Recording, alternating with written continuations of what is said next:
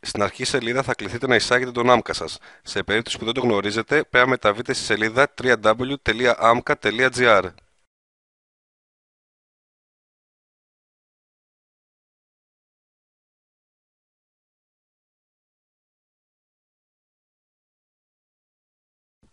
Σε αυτήν τη σελίδα συμπληρώστε το επώνυμο, όνομα και τα υπόλοιπα στοιχεία που ζητούνται. Αφού γίνουν όλα αυτά, πατήστε το κουμπί επόμενο.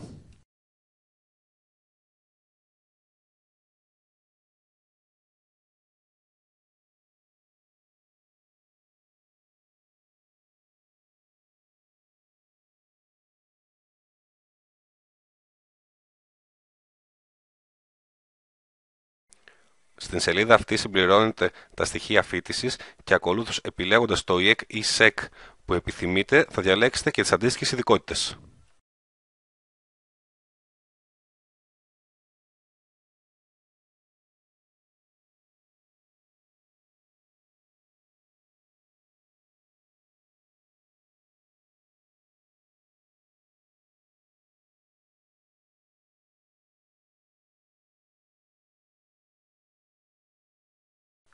Τέλος, συμπληρώνετε τυχόν κοινωνικά κριτήρια που σας αφορούν.